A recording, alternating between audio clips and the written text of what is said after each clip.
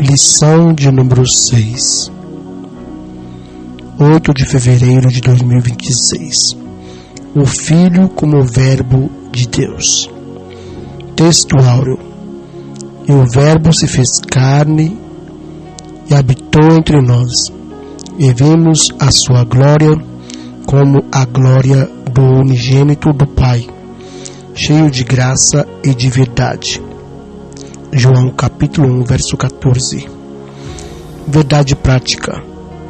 Jesus Cristo, o Verbo eterno, é a revelação plena e visível de Deus ao mundo, manifestando graça, verdade e a glória do Pai.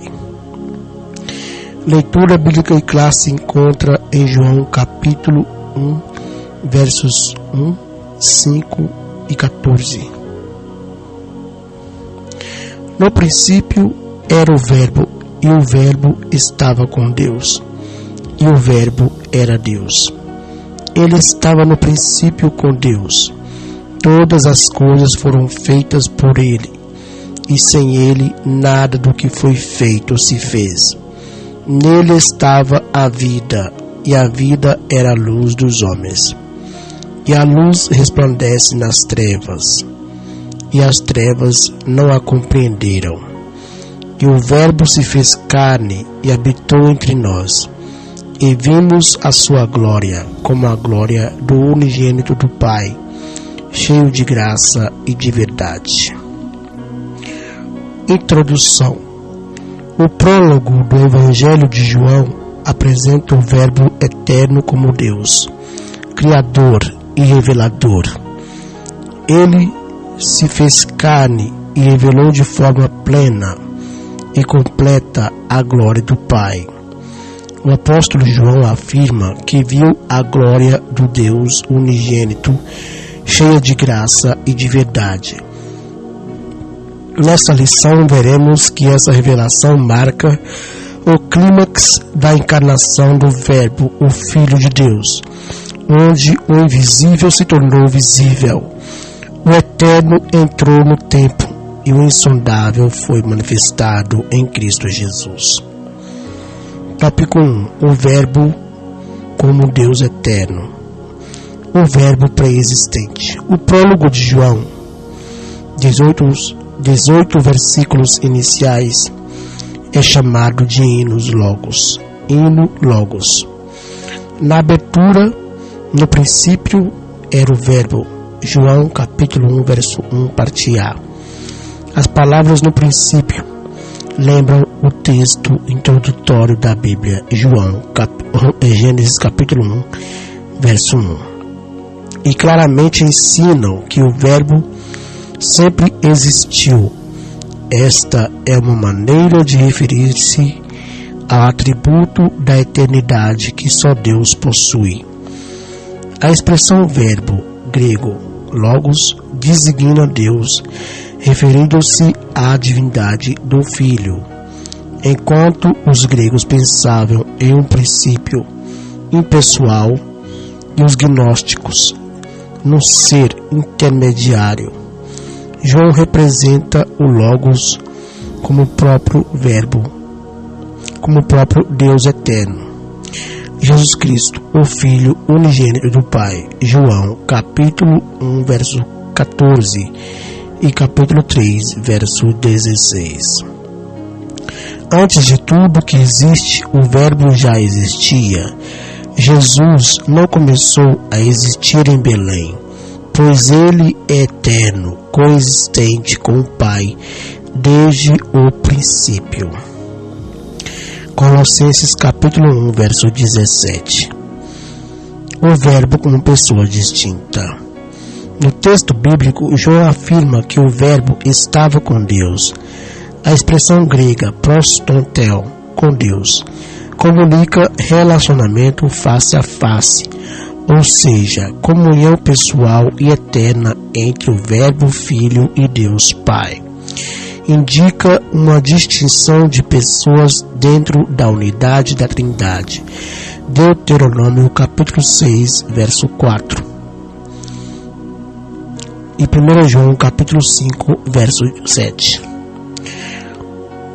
O Pai, o Filho e o Espírito Santo não são formas sucessivas de aparecimento de uma pessoa, mas são pessoas coexistentes desde o princípio.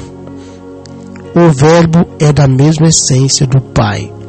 Ainda no versículo de abertura, João revela o Verbo de Deus.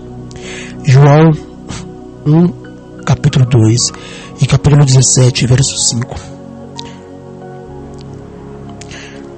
João capítulo 1, verso 1, parte C. Aqui a palavra grega para Deus, Theos, aparece sem o artigo definido, fato que tem gerado discussões exegéticas. Porém, na estrutura grega, a ausência do artigo não implica indefinição ou inferioridade. Essa construção enfatiza a qualidade ou a natureza do sujeito. A omissão do artigo não significa um Deus, como sustentam traduções heréticas, mas é um indicativo da natureza do Verbo. Esclarece que o Verbo compartilha da mesma essência divina. João capítulo 10, verso 30 e capítulo 14, verso 9. Desse modo, o Verbo é como o Pai eterno. João capítulo 1, verso 2 e Criador. João capítulo 1, verso 3. Portanto, a expressão o Verbo era Deus ensina que Jesus é da mesma substância do Pai, isto é, Deus em sua totalidade. Colossenses capítulo 1, verso 15 e capítulo 2, verso 9. O Verbo como Criador, o agente da criação. A Bíblia declara que no princípio criou Deus. Gênesis capítulo 1, verso 1, parte A.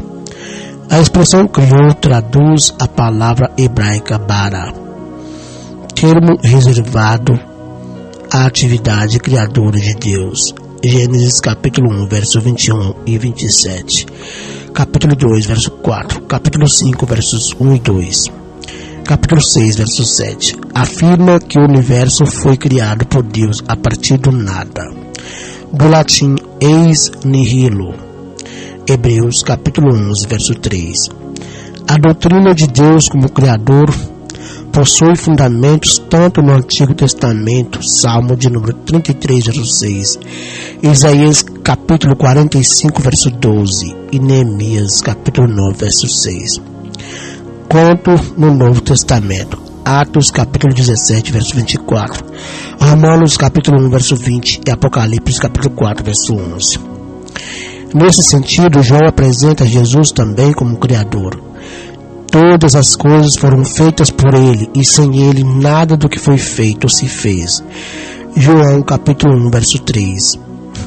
Este versículo enfatiza a divindade do Verbo, uma vez que a criação é obra exclusiva de Deus. Colossenses capítulo 1, versos 16 e 17. Desse modo, o Filho é o agente ativo na criação do universo. Hebreus capítulo 1, verso 2. A fonte da vida. O apóstolo João enfatiza com clareza que nele estava a vida. João capítulo 1, verso 4, parte A.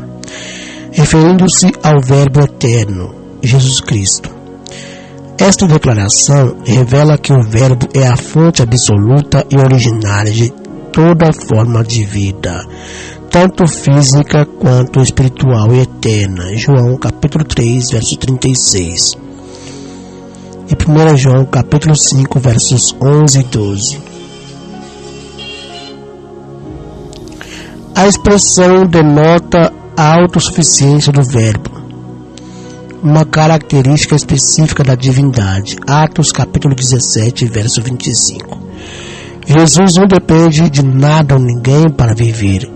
Ele compartilha da mesma substância divina, porque como o Pai tem a vida em si mesmo, assim deu também ao Filho ter a vida em si mesmo. João capítulo 5, verso 26. Essa verdade afirma que a vida eterna é imutável, que está no Pai, está igualmente no Filho, apontando para a mesma essência dentre as pessoas da Trindade. João capítulo 10, verso 30, e capítulo 14, verso 9, capítulo 17, verso 5. A luz dos homens. O texto bíblico assevera que a vida era a luz dos homens, e a luz resplandece nas trevas, e as trevas não a compreenderam. João capítulo 1, verso 4, parte B, e versículo 5. A metáfora da luz simboliza o caráter de Deus, porque nele não há treva alguma. 1 João capítulo 1, verso 5. Nesse contexto, Jesus é apresentado como a luz verdadeira. João capítulo 1, verso 9. Ele não apenas possui luz, ele é a própria luz. João capítulo 8, verso 12. Ele dissipa as trevas, ilumina os perdidos e revela o pecado. Mateus capítulo 4, verso 16. E João capítulo 3, verso 19. A declaração: as trevas não prevaleceram contra ela. João capítulo 1, verso 5. Mostra que as forças do mal não têm poder sobre Cristo. O verbo grego katalambano pode ser traduzido como compreender, apoderar ou dominar, e nesse caso expressa que as trevas do pecado não podem resistir à luz do Filho de Deus. Romanos capítulo 3, verso 12. O verbo como revelação do Pai, tópico 3. A encarnação do verbo. João também apresenta o verbo como supremo meio de autorrevelação do Pai. O verbo se fez carne e habitou entre nós, e vimos sua glória. Esta afirmação marca o ponto culminante da revelação divina. O verbo se tornou homem sem deixar de ser Deus. O termo grego eskenosen, habitou, significa literalmente armou sua tenda. Essa linguagem faz alusão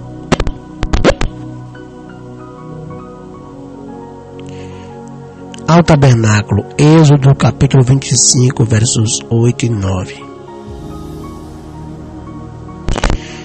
Onde a presença de Deus habitava no meio do povo de Israel. O corpo de Cristo é assim comparado a esse tabernáculo. Nele a glória de Deus se manifestou visível entre os homens.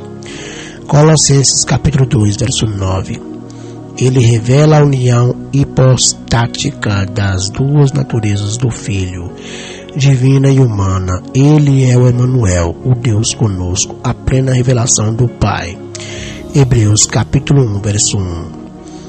A plenitude da graça e da verdade. João, testemunha ocular da encarnação do Verbo, declara ser a glória do Deus, declara ser a glória do unigênito do Pai, cheio de graça e de verdade. João capítulo 1, verso 14, parte B. A palavra glória, grego doxa, remete ao conceito da Shekinah, a presença gloriosa de Deus entre o seu povo. Êxodo capítulo 40, versos 34 e 35. Porém, quanto a glória na antiga aliança se manifestava parcialmente, em Cristo ela se mostra plenamente. João capítulo 2, versos 11 e capítulo 17, versos 1 ao 5. A frase cheio de graça e de verdade revela o conteúdo dessa glória, diferente da lei dada por Moisés. João capítulo 1, verso 17, parte A. Cristo encarnou a própria graça salvadora e a verdade eterna. Ele não apenas ensina a verdade, ele é a verdade. João capítulo 14, verso 6. E não apenas oferece graça, ele é a plenitude da graça de Deus. Uma provisão contínua que se manifestou salvadora a todos os homens. Tito capítulo 2, verso 11. O revelador do Deus invisível, no último versículo de seu prólogo. João afirma: Deus nunca foi visto por alguém. O Filho unigênito que está no seio do Pai, este o fez conhecer. João capítulo 1, verso 18. Aqui o apóstolo enfatiza que Deus é invisível e inacessível. Êxodo capítulo 33, verso 20.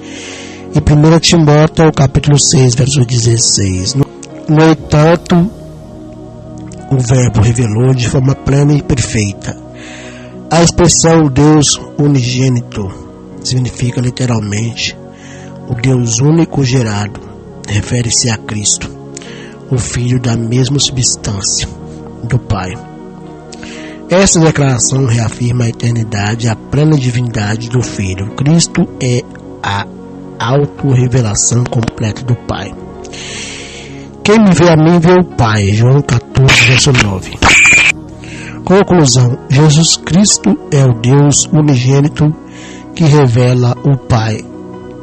Nele, a glória, a graça e a verdade de Deus são plenamente manifestas. A encarnação do Verbo não é apenas uma doutrina essencial da fé cristã, mas também um chamado à adoração e proclamação daquele que é a imagem visível do Deus invisível. O Senhor Jesus é a perfeita revelação do Pai à humanidade. Que cada crente reconheça que conhecer a Cristo é conhecer o próprio Deus. E que proclamar essa verdade é tornar a glória do Pai conhecida no mundo.